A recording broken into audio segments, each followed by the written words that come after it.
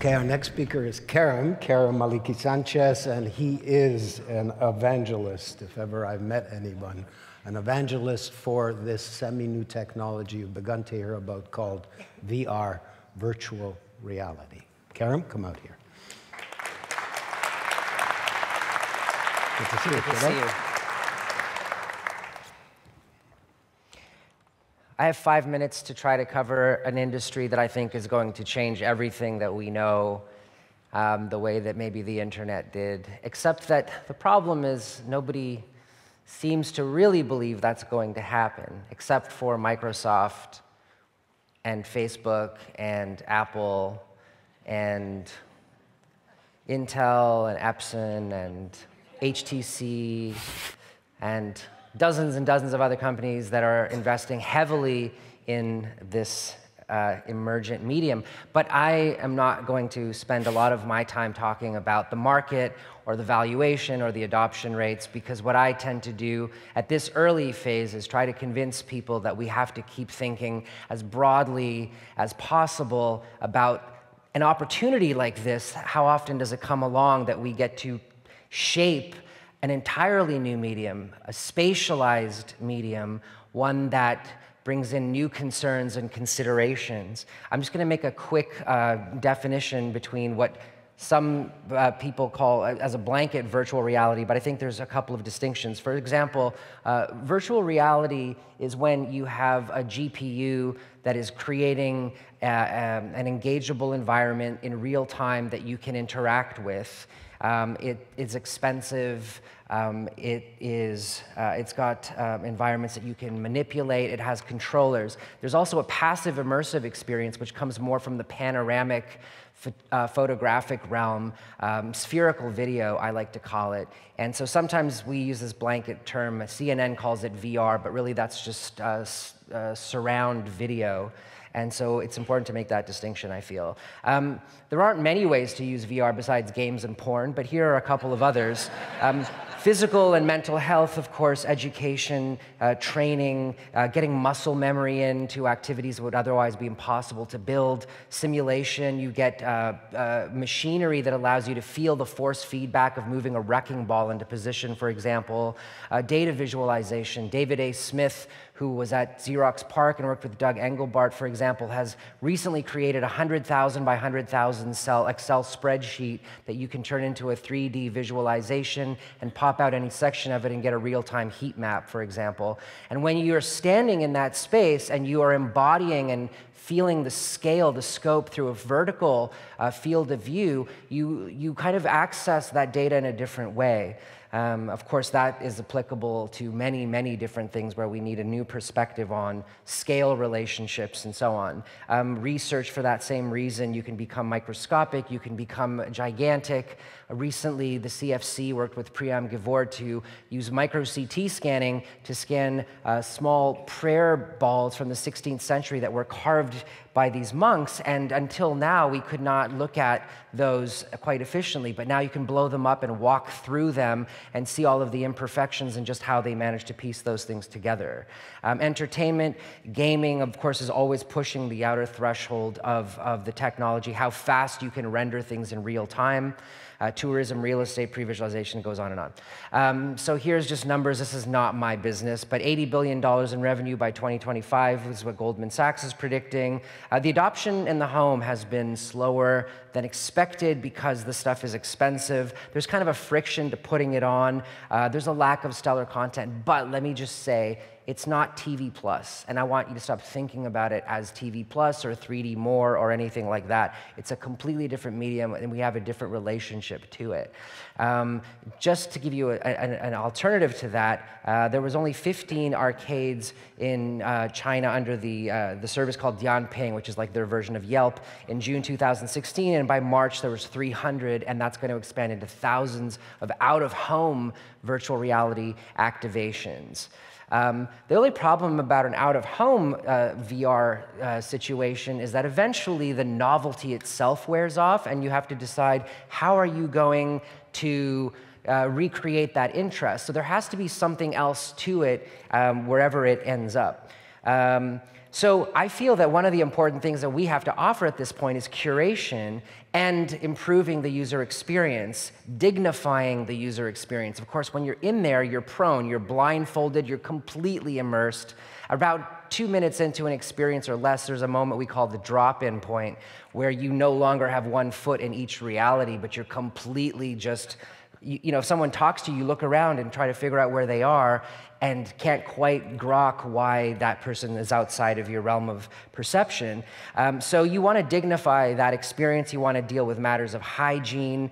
And then, of course, I think the curation has to do with categorization, breaking down the huge glut of cheap, easy-to-make content, and building in some kinds of standards, which is why I created the FIVARS Festival of International Virtual and Augmented Reality Stories, just to kind of set that bar. But we do allow terrible content because we like to use it as a case study for what you probably shouldn't try again. So let me see, I'm going forward here. Yes. So then there's the other matter of UGC, and I think a lot of people are not quite considering the importance of user-generated content. Let's not forget that Facebook is pushing really, really hard into the VR space, and they've released a quite successful software proposition called Facebook Spaces, where, of course, you can meet any one of your Facebook friends in that space, and you can draw together, you can put hats on each other, you can move around the space, watch movies together. And watching a movie in VR is really interesting because, again, the sense of scale makes you feel like you can look at a gigantic screen. And until you actually try it, it's hard to describe just how transformative that is. But even feeling like you have a 100-inch monitor in your bedroom in the Alps is quite a way to view a movie. It's better than those Air Canada little sweaty things on the back.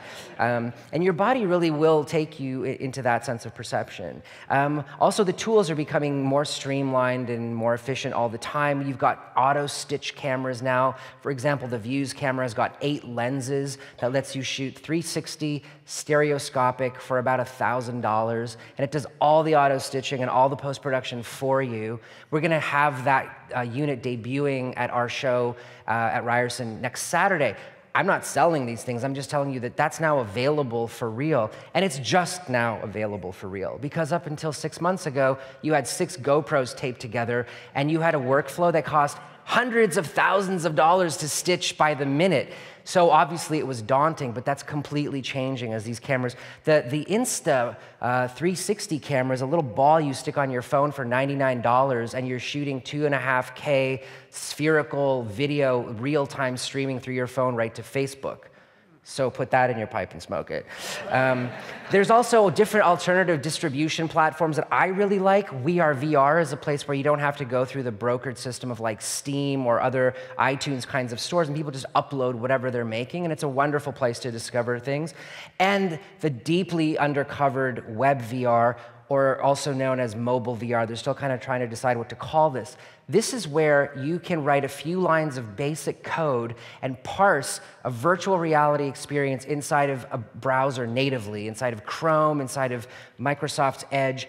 And you can either do a flick and drag situation with that, or you can just put on an HMD, a head-mounted display, and start wandering through extrapolated versions of those websites. So if you want a new business model, do you remember when you used to go around and knock, well, probably you didn't do this, but you would knock on door to door and say, hi, does your business have a website yet? Now you can say, hi, does your business have a WebVR site yet? Because we would love to tunnel through the metaverse, going through portals and flying through these places, and have a different relationship to that media. For example, you could have a YouTube video here, you could have a giant Wikipedia there, you could have your couch back here, and you can hang out with all of your buddies and look at all of these things as if you're hanging out in a den, which is a totally different relationship to that information. I'm not going to go into this right now, but again, I'm into the experimentation and pushing the emergent possibilities of this media. Just because the technologists give you the tools doesn't mean you need to use them that way. For example, Dreamscope is a tool that uses machine learning to understand the painterly style of Van Gogh, for example. And every time it tries to render your headshot in a Van Gogh method, it says, I think I could figure out a little more what's actually Van Gogh about it. It doesn't always need to look like Starry Night. So Jonathan Sims went over to Reddit and said, I want to do that as a video. And he filtered in a bunch of pictures of pug dogs and said, let's figure out how to make the machine render out frame by frame by frame iteratively. And he created an experience in spherical called Dreamscape. And you sit there and you might feel like you're on peyote. But what's really fascinating about it is watching the machine itself create its notion of what a sky full of pug dogs looks like as a Van Gogh painterly style. Now, you get these subgenres that start emerging. Glitch, for example, which I think Moses could relate to because of the Much Music days, is where you deliberately try to get the machine to screw up and show you something unexpected. This is my 360 photograph I shot on my $300 Ricoh Theta as glitched out by some software on Apple. I'll tell you something, it's really hard to find something that truly glitches something out on Apple. They're so safe and on the rails. So when I find something that truly breaks the mold, I get really excited about it. And then I'll iterate that 2 or 3 times and see what else shows up. Holopunk is this sort of fetishism about holographic iridescent looks, and Vaporwave is fetishism about terrible 80s ads. Here's a picture of my headshot going through Dreamscope.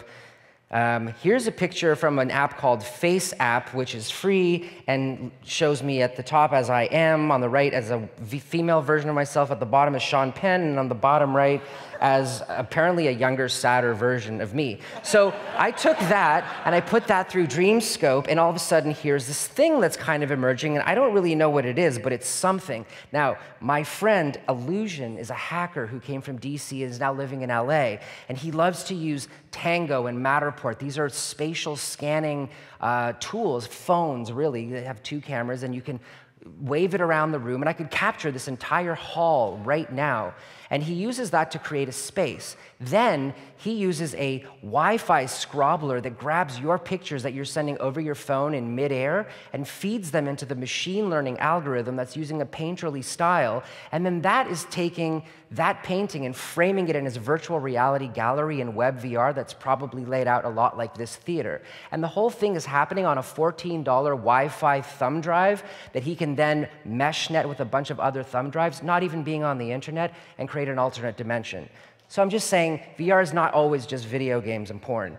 Here are my grandparents who've been scanned. That's a 10 million poly render of them shot in a 128 DSLR array by my friends at Quantum Capture. My grandfather is 92 years old. My grandfather is about 89. They're very fragile. I love them very much. Rather than dipping them in a giant vat of cryogenic fluid, I would rather have the assets so that I can revisit them in some sort of future reality.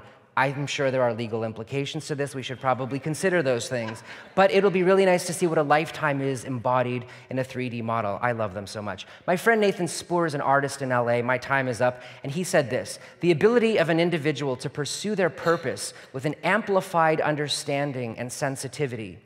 It uses the word suggest as its root to imply through the mere power of suggestion, the magic is transferred from one to another, engaging the world at large from the most vivid and evocative of visual realms. I believe this is not one that's meant to be literal, it's meant to be suggestive. We let our minds do the rest. We incept the notions and the capabilities and the spaces within which we can play.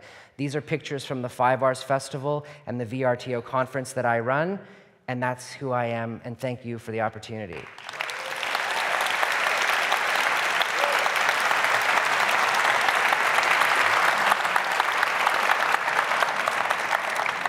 So as I told you, Keram is somewhat enthusiastic about this, this new medium. I've always thought that the history of media is all about getting closer and closer to the real thing. So if you couldn't fully grasp what the hell he was talking about, we have an installation. It's up on the 3rd floor. Keram has helped to put it together. There are 5 installations? Yeah, we picked some of our, a wide variety of some of our best experiences from the FIVARS Festival. And I highly recommend you make your way up there. The experiences are relatively short. They run in the 4, 5, 6 minute range. And I promise you, it'll take your breath away. Thanks very much, Keram. Thanks so much. How about a photo? Sure.